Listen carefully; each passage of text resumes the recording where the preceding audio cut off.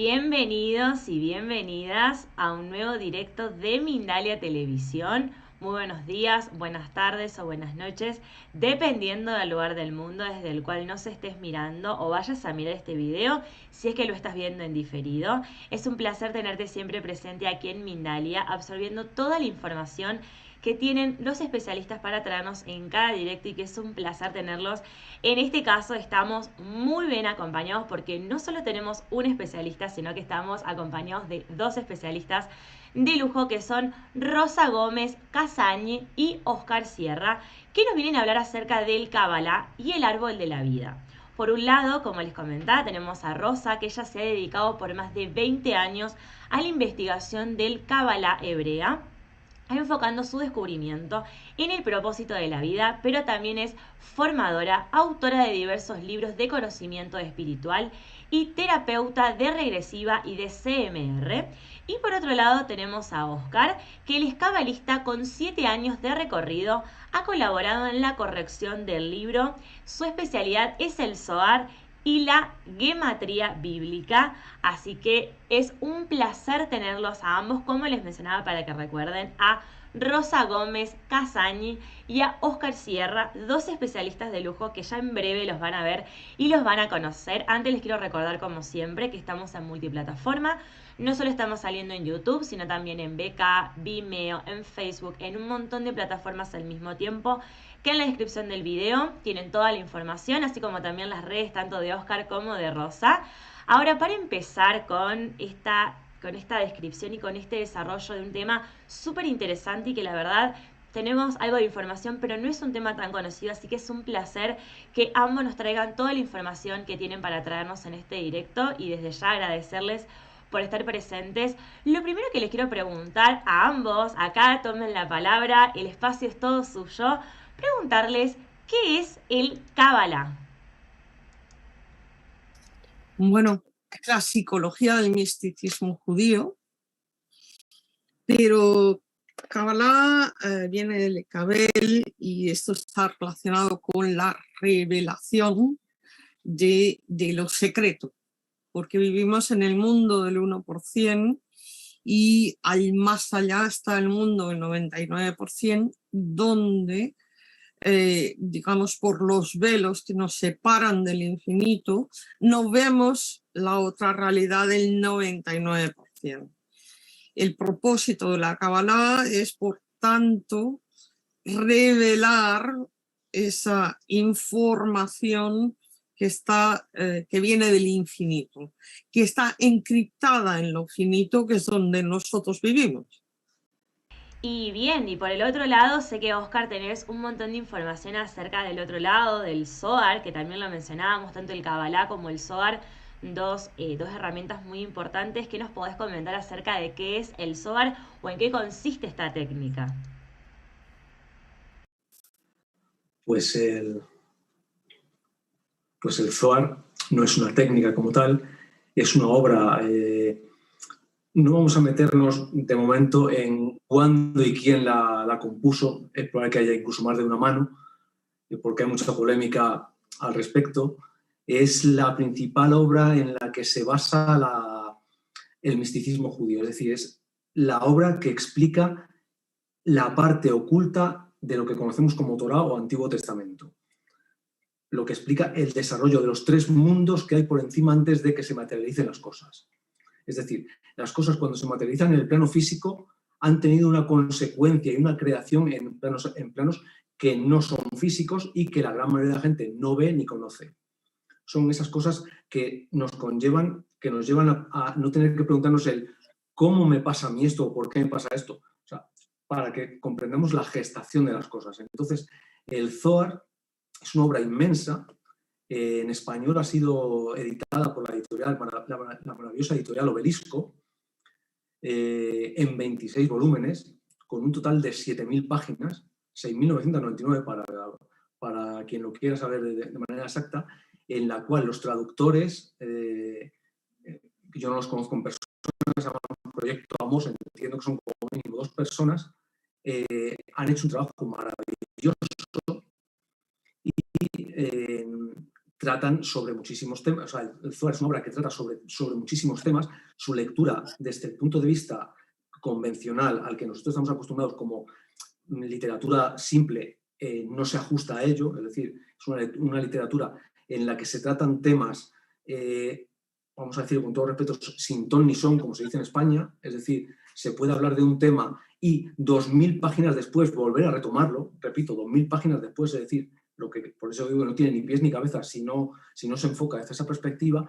Y nosotros lo que hemos hecho es trabajarlo, a diferencia de la mayoría de los maestros que hacen vídeos en YouTube sobre el Zohar, que lo explican por las parashot semanales en las que se divide, lo cual ya de por sí es ilógico, puesto que no contiene todas las parashot y no está dividido en críticas. Y hemos de tener en cuenta que esto es completamente novedoso, porque es la primera vez que se va a impartir un curso desde las temáticas del Zohar y no desde las parashot. Es decir, en todo lo que vemos en maestros, tanto en online como en presencial, en distintas plataformas, y en presencial en distintos países, ellos tratan siempre por las parashot, que es la parashá, es la lectura semanal de la Torá en la sinagoga. Hay 52 al año y cada año se vuelve a comenzar. Nosotros tomamos esas 6.999 páginas y, digamos, hemos extractado lo principal, pero por temas. En toda la historia de la Kabbalah solo hay un libro de 192 páginas en hebreo que trate el tema del Zohar por temas. Evidentemente, de las 7.000 páginas tenemos más que 192. Tenemos prácticamente 5 veces más extractando el Zohar. Y vamos a tener en cuenta que el Zohar, en principio, atribuido a Simón Bar Yochai, siglo II después de Cristo, época de Rabbi Akiva y de la Segunda Guerra Romana, judeo-romana. Pero Moshe Idel, un gran estudioso de la historia de la Kabbalah, dice que el arameo en el que está escrito el Zohar es arameo del siglo XIII. Por algunas cuestiones que hay en el Zohar, cabe deducir que al menos hubo 2 manos. La de Moshe de León en el siglo XIII, que es el arameo que detecta Moshe Idel, y muy probablemente la de Simón Bar Yochai del siglo II después de Cristo, que escribió probablemente una parte muy pequeña. ¿Por qué deducimos esto? Porque, por ejemplo, el Midrash de las letras hebreas y de la creación está 2 veces en el volumen 1 del Zohar, por ejemplo. Y ahora me gustaría preguntarles... Me gustaría añadir una cosita muy breve. Sí, tranqui, no hay problema. Un dato muy sintomático respecto a la autoría del Zohar es que en el Zohar se habla de la muerte de su supuesto autor, Simón Bar Yochai. Es decir, ya se le confirma como muerto dentro del texto, lo cual hace sospechar que él no pudo escribir todo, o nada, o desde luego no todo, puesto que se habla de su muerte. Es un punto... es el típico punto que pasa desapercibido o que no es muy famoso, pero está ahí. Genial. Ahora me gustaría indagar un poco en ustedes, en estas técnicas en ustedes, en el sentido de cómo llegaron el Kabbalah y el Zohar, cómo llegaron a sus vidas. Bueno, por mi parte yo tuve una crisis fortísima, existencial, hace cosa de 23 años, sí. Y en ese momento de mi vida, pues me planteé que quizá me había equivocado de propósito de vida. Porque yo hasta entonces había sido profesora de la Universidad de Valencia y también profesora en las universidades de Maguncia, Salzburgo y Virginia. Y bueno, me dedicaba a la filología hispánica y sobre todo a la historia de la lengua española, a la dialectología española, donde he publicado varios libros. Y me cuestioné, bueno, si no es esto a lo que yo me tengo que dedicar, ¿a qué me tengo que dedicar? O sea, ¿cuál es mi propósito?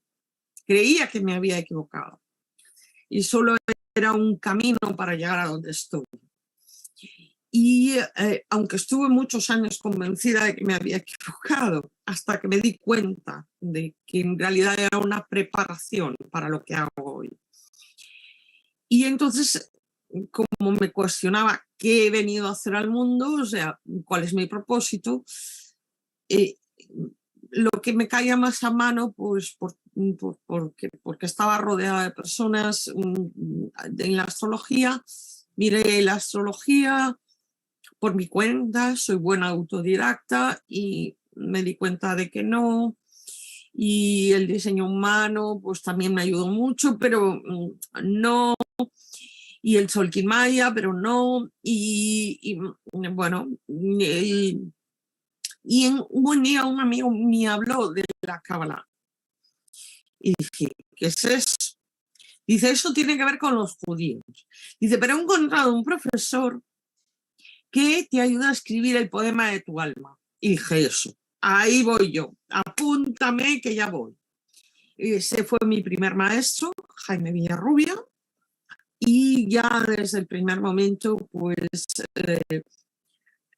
me di cuenta de que la Cábala era lo mío, que si la filología me gustaba más que un caramelo a la puerta de un colegio, la Cábala me gustaba todavía más, y si la filología se me daba bien y había recibido premios de investigación y becas y todo, la Cábala todavía se me daba mejor y todavía me lo pasaba mejor con la Cábala. Y bueno, y ahí yo descubrí también los nombres de Dios. Luego escribí este libro, El Sendero del Tikkun, que tiene que ver con los 72 nombres de Dios. Y bueno, con el tiempo encontré otros. Mi primer maestro fue Jaime Villarrubia y luego encontré otros maestros, Mario Sabán, Eduardo Madirolas, Ruth Perkovich, Mario Satz, ¿sí? Que me han ido ayudando, digamos, a ampliar más y más mis conocimientos sobre la Cábala. Y bueno, todo lo perdida que yo estaba en aquel momento es todo lo centrada que me encuentro hoy. La Cábala, digamos, fue mi salvación. Y a mí que no me la quiten, estoy casada con ella. Sigo enamorada de la filología, pero estoy de novia con la filología. Oscar, ¿qué nos puedes contar desde tu lado cómo ha llegado todo esto a tu vida? Pues desde mi lado os cuento, yo no tengo el currículum que tiene Rosa, ni mucho menos. Siempre me he dedicado a otro tipo de actividades que no tienen nada que ver con esto, hasta que un día, leyendo una novela, una simple novela, además cuál, que se llama El símbolo perdido de Dan Brown, que por supuesto no tiene nada que ver con esto, pero se cita la obra del Zohar, que yo no había leído en mi vida, o sea, no había oído esa palabra en mi vida, hablo del año 2010 aproximadamente. Yo leí esa palabra y algo reconectó dentro de mi cerebro. No puedo decir ni cómo, ni qué, ni cómo, pero algo reconectó. Me informé sobre ella, sobre esa palabra, vi que era un libro muy antiguo, lo busqué en una librería y me di cuenta, me enteré que había 10 volúmenes publicados en ese momento de la editorial, ¿veis? Lo que he dicho antes. Y cogí y los compré todos, aunque no me los leí, los dejé en una estantería guardados 3 o 4 años. Pero ese fue el comienzo. Ya te digo, mi currículum no tiene nada que ver ni con el de Rosa, ni a nivel académico, ni nada. De hecho, los grandes cabalistas de la historia, los grandes rabinos antiguos, la mayoría eran albañiles, carpinteros y demás, ¿no? Que no se piense la gente que estudiaban en Harvard ni nada por el estilo, ¿eh? De hecho, el cabalista más famoso de los últimos 500 años y reconocido por todos los cabalistas, que es el Ari, el Rabbi Isaac Luria, era ferretero, tenía una ferretería y toda su revelación la consiguió en una siesta, para que no piense la gente que hay que estudiar. Es maravilloso estudiar, pero no todo es estudiar. A veces cosas se consiguen en ciertos temas se consiguen por otras vías. Insisto, estudiar es maravilloso, pero se puede conseguir por otras vías.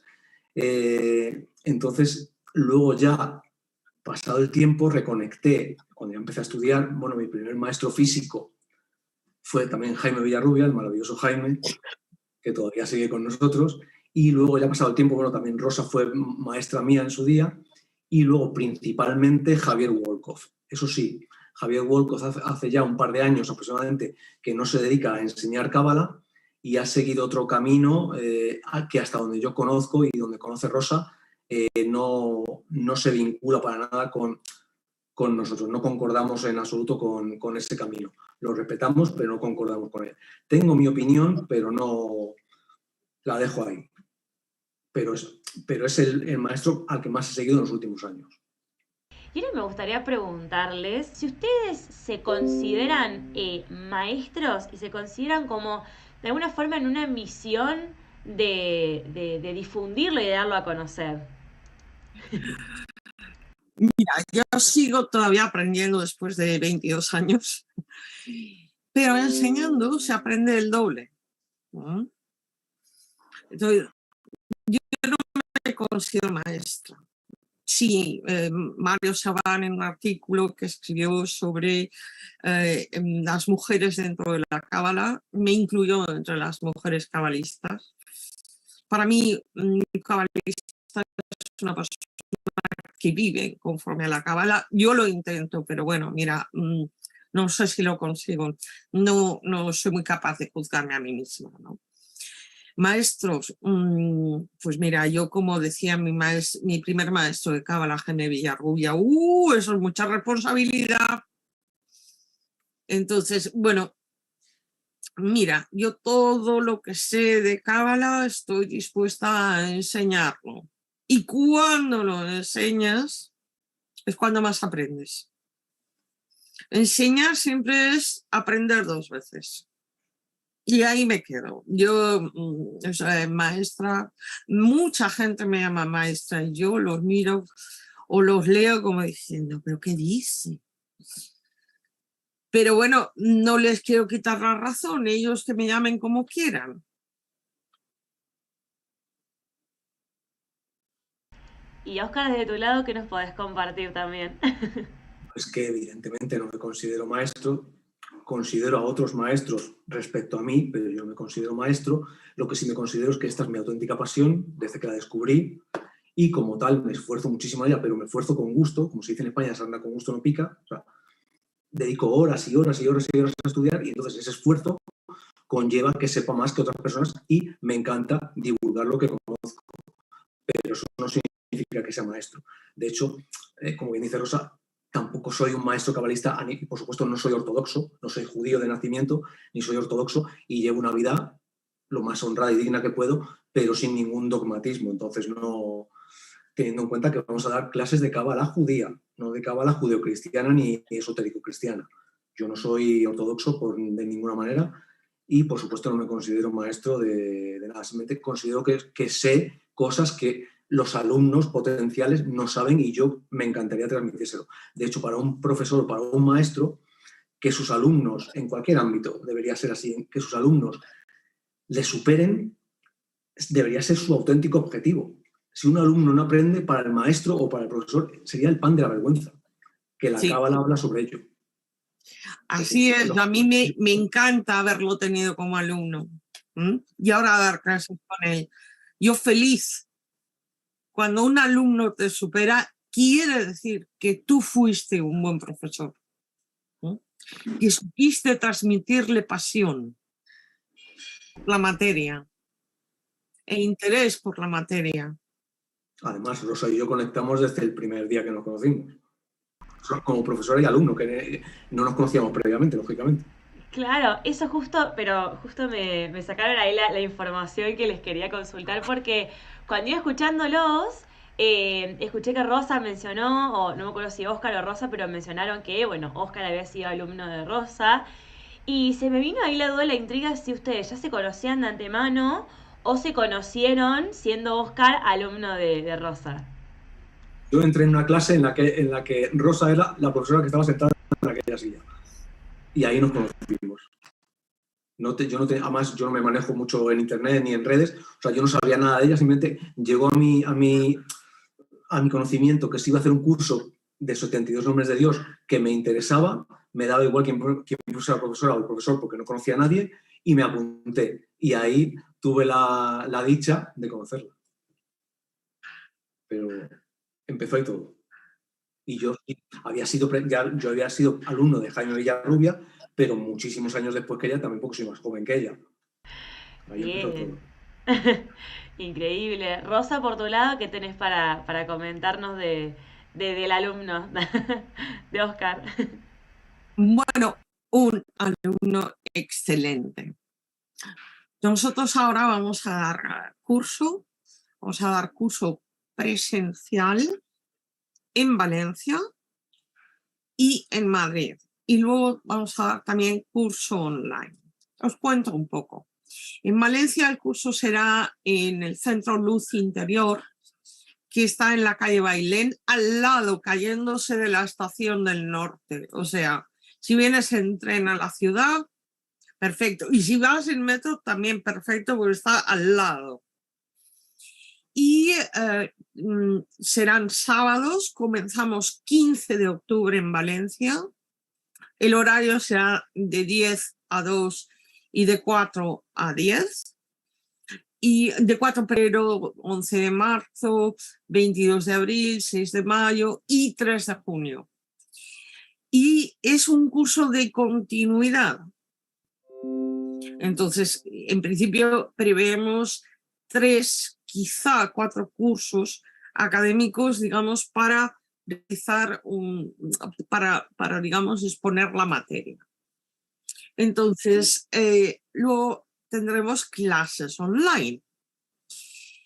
Las clases online van a ser pregrabadas, ¿de acuerdo? Se van a impartir los miércoles de 8 a 10 de la noche, horario de España. Por lo tanto, has de mirar el horario en tu país, pero como serán pregrabadas, lo que mandaremos al alumno es el enlace para poder ver la clase. Y la podrá ver tantas veces como quiera. La vamos a colgar en una plataforma y ahí va a verla cuantas veces quiera. 1, 2, 10, las que quiera. Y luego, a partir de ese momento que esté colgada, el que no pueda en ese horario, la va a poder ver igualmente. Y la última clase del mes va a ser una clase para resolver preguntas relacionadas con las clases previamente recibidas. Pues las preguntas de las clases las recibiremos en el correo del Instituto Qumran.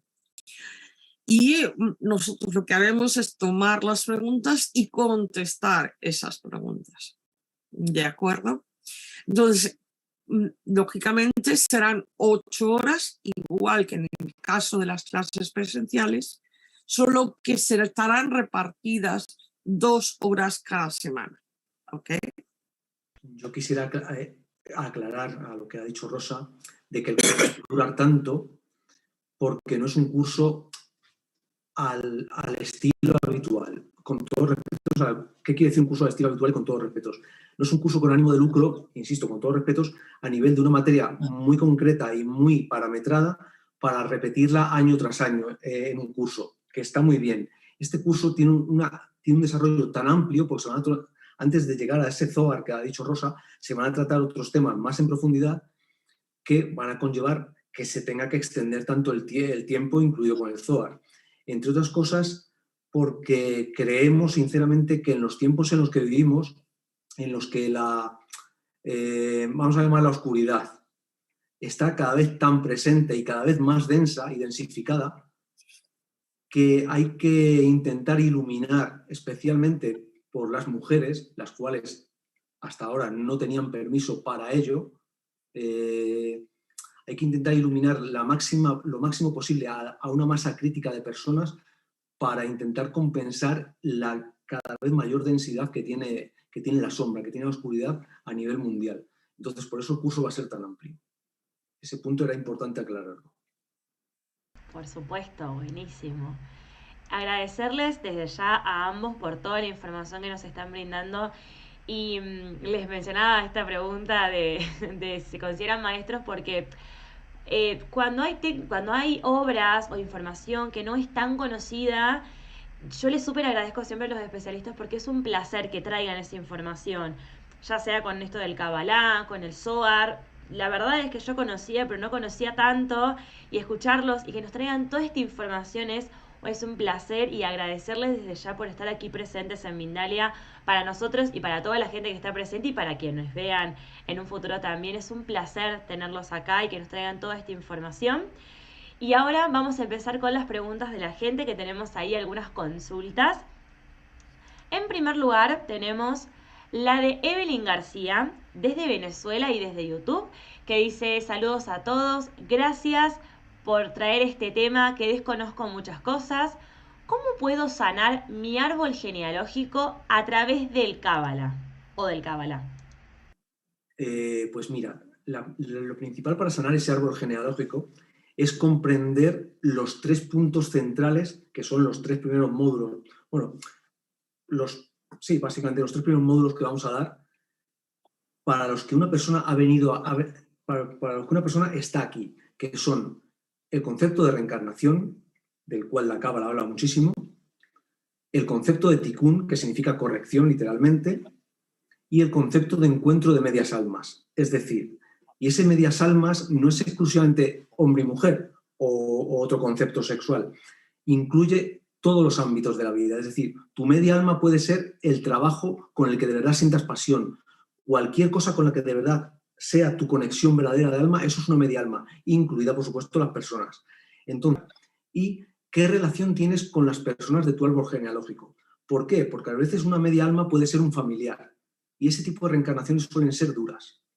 Tu media alma puede ser tu madre, tu padre o un hermano, incluso un familiar un poquito más lejano. Y ese tipo de medias almas de encuentros suelen ser duros. Y a veces tan duros que pueden ser desde el otro lado, desde lo que la Cábala llama la clipá, que es la cáscara. Es decir, está la midá, que sería, digamos, la virtud o el atributo, y la clipá, que sería la cáscara. Es decir, si tu media alma, si tu relación con una media alma está desde el lado que hay que iluminar, que hay que corregir, que hay que trabajar, el concepto de cómo puedo sanar mi árbol genealógico se complica mucho, pero si no lo conoces se complica más, no se complica más, directamente no podrías sanarlo. Entonces, esos son los puntos que de verdad tienes que conocer antes de intentar sanar tu árbol genealógico, suponiendo que necesites sanarlo. Hay personas que piensan que lo tienen que sanar y tienen una vida realmente maravillosa y estable. No sé si es el caso de Evelyn, pero hay personas que se piensan que todo tiene que ser sanado, y hay cosas que están muy bien sanadas y te tienes que enfocar en otras que crees que las tienes dominadas y no lo están. Y una vez que hayas entendido eso, es cuando puedes trabajar qué patrones hay en tu árbol genealógico que repites que tenía el padre o madre, abuelos, bisabuelos, sobre todo las 3 generaciones anteriores. Los tatarabuelos ya no importan tanto. Y para eso tienes que conocer muy bien toda la línea de tu padre y de tu madre, todo. A qué se dedicaban, qué enfermedades han tenido, de qué han muerto, si era el primer matrimonio, el segundo matrimonio, si el hijo era el primer hijo, el segundo hijo, el tercero, todo. Mientras, aparte de lo que dijo Óscar, que es primordial, mientras no tengas también esa otra información, va a ser muy difícil que resuelvas. Pero primero debes entender lo que dijo Óscar. Genial. Ahora vamos con otra consulta, en este caso de Rafael Pérez, también desde YouTube y desde México en este caso. Les consulta, ¿existe relación de la gematría en la Kabbalah? Por supuesto, la gematria es una de las herramientas que emplea la Kabbalah. ¿Para qué? Para revelar los secretos. Tenemos 4 niveles de comprensión: nivel simple, pshat, remesh, nivel alusivo, drash, nivel exegético, y sod, nivel secreto. Para revelar el nivel secreto, la Kabbalah tiene herramientas que serían la plata de la Kabbalah. Está la gematria, el notaricón, el atbash y la temurá. Y luego el oro de la Kabbalah sería la alquimia interior. Pero el especialista en gematria es Óscar, ¿eh? Mira, le diría a Rafael, bueno, por supuesto que no es que haya relación entre la gematria y la cábala, sino que van literalmente de la mano, y además de la mano en plan medias almas, no se pueden separar. Le pondría 2 simples ejemplos para que le hagan pensar. No sé si conoce las sefirot del árbol de la vida. La superior se llama Keter, que significa que se traduce como corona. Bueno, pues Keter tiene la misma gematria que Shinar. Esto es gematria, sacando la gematria de las palabras en hebreo de la Torá. La Torá es lo que en castellano o en el mundo cristiano conocemos como Pentateuco o los 5 libros de Moisés. Shinar, ¿qué significa? Shinar significa Sumeria. Sumeria tiene la misma gematria que Keter, que es la corona, que es el inicio del árbol de la vida. Lo cual, teniendo en cuenta que en Sumeria se generó nuestra civilización, vamos a decir así, esa gematria es muy, muy ilustrativa. Y otra muy ilustrativa, por ejemplo, es que Abraham, el patriarca Abraham, del cual proceden las 3 religiones monoteístas, al ser el padre de Isaac y de Ismael, Abraham tiene la misma gematria que Betún o asfalto. Esto dicho así parece que no significa nada. Ese betún o ese asfalto, que es el famoso betún de Judea, es el antiguo petróleo. Era lo que antes el equivalente al petróleo. Es con el que se hacía fuego, y con el fuego se pueden hacer 1000 cosas, desde calentar comida o personas a producir armas. Las guerras en las que se vio involucrado Abraham, parte de esa aplicación, forman parte de ese betún, de ese petróleo. Es decir, si la gematria de Abraham coincide con la del petróleo de la época, las guerras que hoy en día conocemos como guerras del petróleo, como por ejemplo las que ha habido en Oriente Medio en los últimos años, tienen una base de hace ya 4000 años. Es decir, los recursos hace 4000 años eran tan valiosos y motivadores de guerra como lo pueden ser hoy en día. Un ejemplo también a propósito de Keter, la palabra pimiento también tiene la misma gematria que Keter. Y si en el árbol personal y los senderos que vienen de Keter hacia abajo no van bien, pues están vacíos, puede ocurrir que el pimiento te siente muy mal, porque claro, toda la energía de Keter cae de golpe. ¡Qué increíble! O sea, son cosas curiosas, pero hay gematrias muy bonitas, ¿sí? Ra, mal, al revés, que tiene las mismas letras, o sea, resh, ain, resh. Ra es mal, pero es despierto. Luego el mal despierta. Y luego ya para terminar con esta pregunta, perdón, otro aspecto maravilloso de la gematria es traducir un nombre que no sea hebreo, como por ejemplo el mío, Óscar, que no es hebreo, o Rosa, que no es hebreo, traducirlo a letras hebreas, bien traducido, cuidado, bien traducido, y ver qué valor tienen y compararlo con el maravilloso diccionario de Jaime Villarrubia, que es el diccionario gemátrico cabalístico, que yo conozca es el mejor que hay publicado, al menos en castellano, y ver qué palabras, incluida por ejemplo partes del cuerpo o enfermedades, tienen la misma gramática que esa persona. ¿Por qué? Porque eso aporta a la persona una ayuda excepcional y a quien le quiera, a la persona que esté ayudando a esa persona le aporta una información importantísima de cara a saber por dónde puede tener problemas esa persona o qué virtudes o potencialidades tiene. Buenísimo. Bueno, ahora vamos a ir con la última pregunta, que es una muy buena pregunta para ambos. Dice Diego Eres desde YouTube y desde México. Dice, ¿cuál creen ambos que sea el más grande secreto que la humanidad desconozca y sea clave para su evolución en pleno 2022 desde la Cábala? Yo tengo uno muy claro. Yo también tengo uno muy claro, pero Empieza. y probablemente serán complementarios. Para mí, algo que dice Abraham Abulafia, que en nuestro interior está la chispa del Mesías.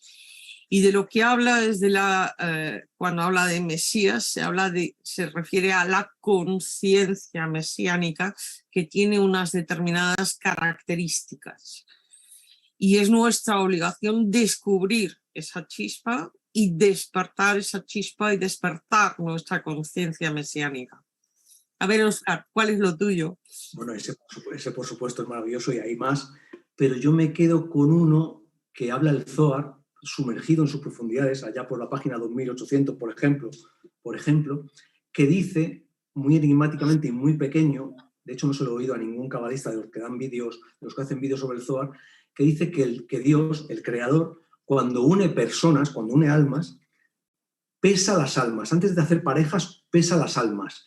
¿Y cuál es la balanza que usa? La balanza que usa es la de las letras Yud, Hei, Bad, Hei, que es lo que nosotros conocemos como tetragrama, así habitualmente. Esa balanza que usa el Creador pone los atributos de la mujer y del hombre, siempre hablamos de parejas heterosexuales en este caso, pero valdría para cualquier otro formato de pareja. Ponen los atributos que tiene cada persona para saber qué le hace falta a la otra como complemento o como corrección. Es decir, para pasarlo bien desde nuestra perspectiva humana o para pasarlo mal desde nuestra perspectiva humana. Y esa balanza es una de las cosas que vamos a dar en el módulo en el que hablemos de medias almas. El cómo se pesan esas almas para saber las relaciones que hemos tenido, las cicatrices que tenemos, de dónde nos vienen y por qué nos vienen. Porque conociendo ese punto, muchas de las cosas que pasan en el mundo las tendríamos cada vez más claras. Porque las temáticas que vamos a dar es que es la Cábala, reencarnación, Tikkun, encuentro de almas, medias almas, el estudio y el levantamiento e interpretación de los árboles del conocimiento y de la vida, dieta bíblica, sanación cabalística, introducción a la astrología cabalística, interpretación de sueños cabalísticos, Jesús, los evangelios y la cábala, y continuamos con temas del Zohar. Digamos que es un temario bastante completo. Un pequeño apunte. No todo está en el Zohar, pero bueno, más o menos para que se hagan una idea. Un pequeño apunte de lo que ha comentado Rosa. Jesús, evidentemente, no está contemplado en ningún libro de Cábala, aunque aparece en el Talmud. Pero la lectura del Nuevo Testamento oficial, es decir, de los Evangelios, en muchos aspectos coincide con cosas que se ven en la Cábala. Siempre partimos de la base de que Jesús en los Evangelios dice claramente que él no vino a mover ni una yod, aunque se suele traducir como coma, es decir, ni una letra de lo que dice el Antiguo Testamento, lo cual debería dar que pensar a quienes piensan que son dos cosas totalmente desligadas. Siempre partiendo de la base de que Jesús, el personaje que conocemos como Jesús, es más de 1000 años posterior al inicio de lo que se considera el inicio de la Cábala con Moisés. Y tenemos que tener en cuenta obras, por ejemplo, como las de Mario Sacks. Jesús Jesús nazoreo, sanador y cabalista, o una reciente de Ethel Turcios y Mario Sabán, ¿sí? Que también habla de el Jesús el cabalista. Pero en general no tiene buena prensa, el tema de Jesús no tiene buena prensa en el No judaísmo. tiene buena prensa, no así. Jesús como judío no ha sido reconocido entre los judíos, porque no nos debemos olvidar que Jesús nació, creció, vivió y murió como judío. O sea, Jesús no funda ninguna religión y el término cristiano no existe hasta el siglo II después de Cristo. Por lo tanto, olvidémonos, o sea, Jesús era judío, pero bueno, por todas estas cosas, en el mundo judío, por decirlo de alguna manera, no ha sido reconocido como judío. Creo que la obra de Mario Sabán sobre Jesús devuelve a Jesús al plano del judaísmo y a que los judíos puedan descubrir en él a un gran cabalista también. A mí me gustaría apuntar que hay otra maravillosa obra de César Vidal que se llama Jesús el Judío, complementaria a la de Mario Sabán, pero también muy buena. Y me gustaría decir un pequeño dato, que Jesús, no hay nada atribuido a ellos dos de su puño y letra. Ese punto es importante. Bueno, como ocurre no solo con Anaí, hay otros cabalistas, como más famosos, además de Jesús, que no escribieron nada, ¿no? Que crearon escuela, pero no escribieron nada, o no se ha conservado nada de ellos. Javier Wolkoff no tiene nada escrito, por ejemplo. Por ejemplo. Al salvo que nos sorprenda y muestre algo que conozcamos, que yo sepa no tiene nada escrito. Bien. Bueno, la verdad es un placer escucharlos, tanto a Óscar como a ti, Rosa. Toda la información, como les decía, que nos trajeron. Esta misión, de alguna forma, que yo la tomo como misión de difundir y de hacer conocidos temas que no son conocidos, que podamos llevarlos más a la charla, a la conversación, este debate que se generó, esta última pregunta que me pareció súper intrigante para que ustedes puedan ir charlando y desarrollando todo lo que ustedes saben, porque saben muchísimo y nos quedaríamos horas y horas hablando, pero como siempre está con los directos, tenemos el tiempo limitado, la información es mucha, así que bueno, ahora les voy a dar unos últimos minutos para que agarren y se despidan de todo lo que han estado presentes aquí en Mindalia, de un montón de gente que ha estado presente, y que les cuenten acerca de la escuela que tienen, que me parece una información súper importante, para que les cuenten acerca de la escuela, y que recuerden que en la descripción del video están todas las redes sociales tanto de Rosa como de Óscar, para que agarren y los busquen a ellos. Bueno, nuestro instituto es Instituto Qumran, como la localidad del Mar Muerto, donde se encontraron los rollos del Mar Muerto. Los rollos del Mar Muerto es donde aparecen los primeros escritos de Cábala. Es una honra hacia los esenios que, digamos, entre las cosas que, digamos, escribieron, había escritos de Cábala. Y bueno, tenemos, creo que va a estar en la descripción del vídeo, página en Facebook y página en Instagram, y allí publicamos todos los días algo relacionado con la Cábala. Tomamos una frase y hacemos comentario a esa frase desde el punto de vista cabalístico, en clave de Cábala. Y bueno, pues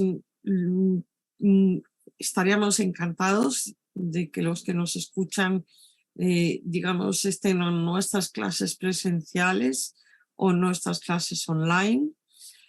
porque pensamos que pueden aprender mucho, que pueden ser clases muy interesantes para ellos.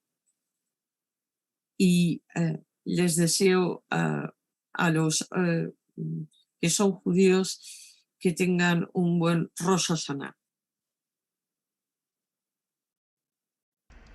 Bien. Oscar, ¿querés agregar algo más para despedirte y para saludar a toda la gente presente?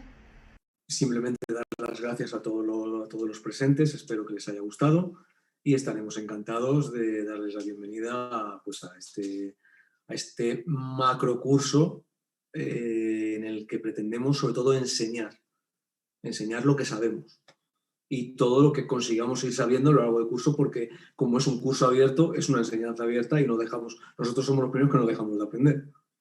Y por supuesto estaríamos encantados de que algún alumno nos enseñase a nosotros, o más de uno.